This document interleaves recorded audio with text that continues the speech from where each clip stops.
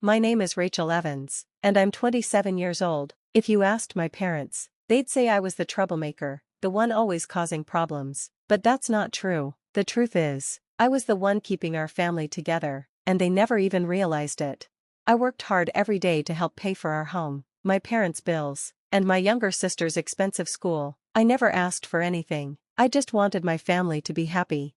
But everything changed the day my sister stole $5,000 and blamed me. It was a Saturday morning when my mom burst into my room, her face red with anger. "Rachel, where's the money?" she shouted. I sat up, confused. "What money?"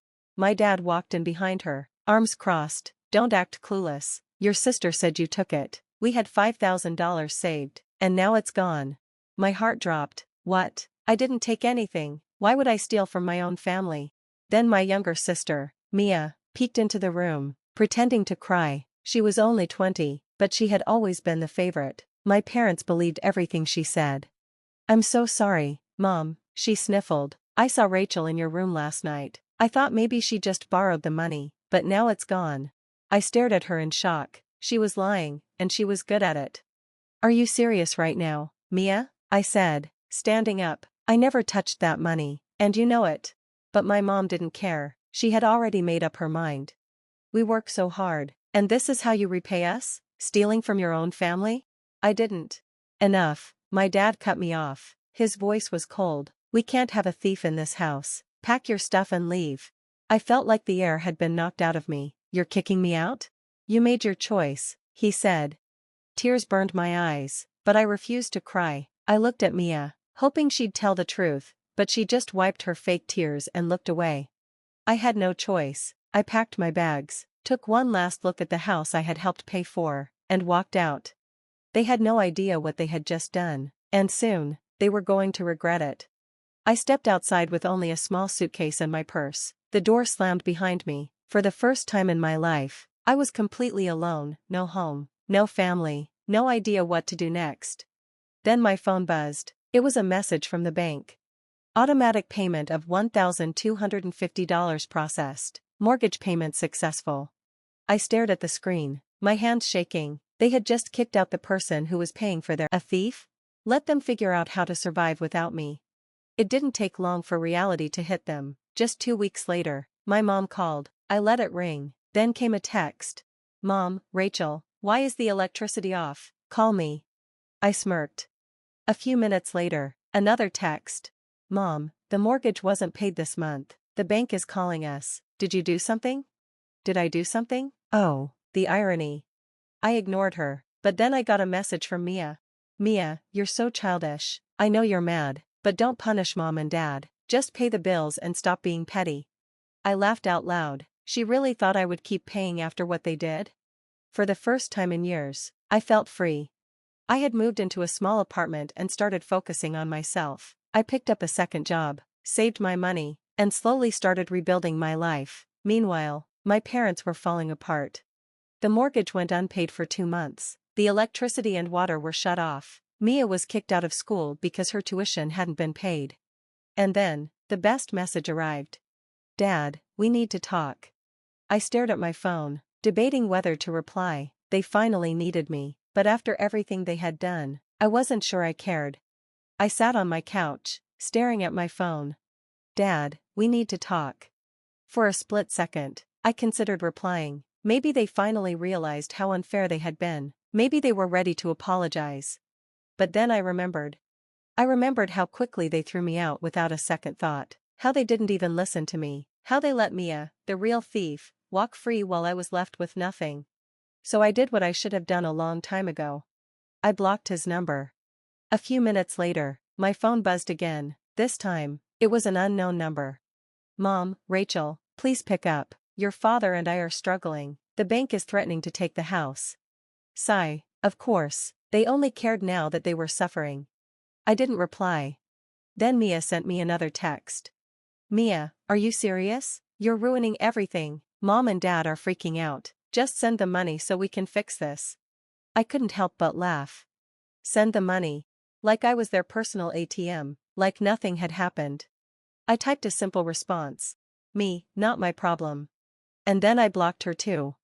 Over the next few weeks, I kept hearing from distant relatives. My aunt called, my uncle texted. Suddenly, everyone wanted to talk.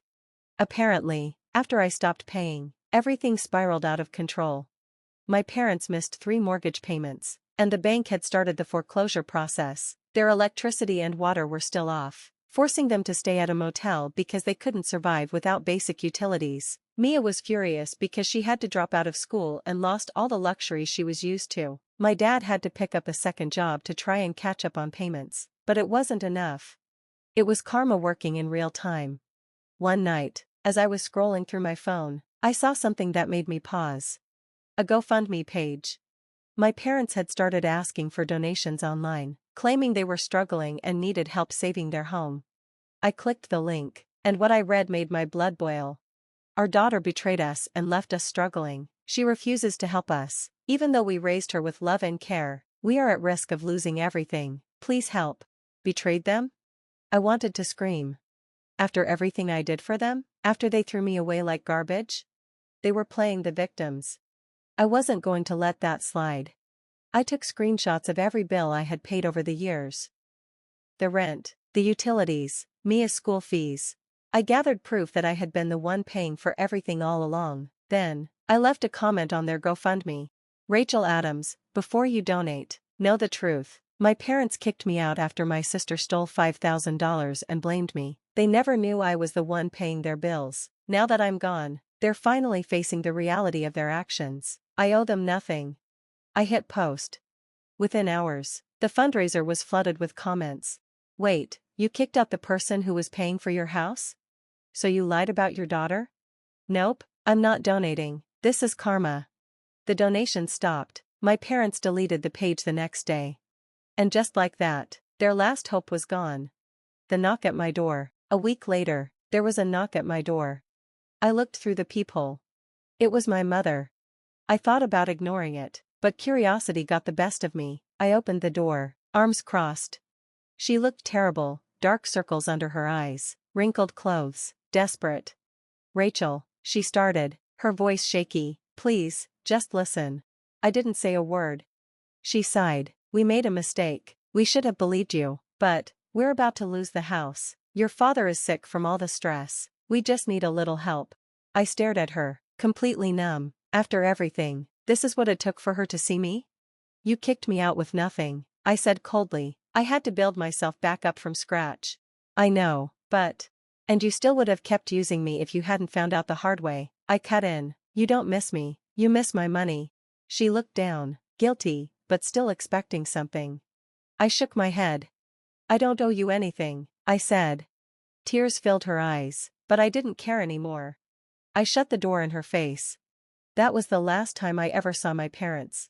2 years later, a few months after that, their house was officially taken by the bank. They moved in with a distant relative. Mia tried to reach out once. I ignored her. As for me, I got promoted at work. I moved into a nicer apartment. I built a life I was proud of, on my own. 4 years, I let them use me. I thought family meant sacrifice, even when it hurt. But now I knew the truth. Sometimes, walking away isn't selfish, it's necessary. And I never looked back. Karma in real time. It had been 2 years since I last saw my family. In that time, I had completely transformed my life. I got a great job, traveled to places I had always dreamed of, and surrounded myself with people who truly cared about me. No more guilt, no more being used. One day, as I was scrolling through LinkedIn, I came across a familiar name. Mia Adams.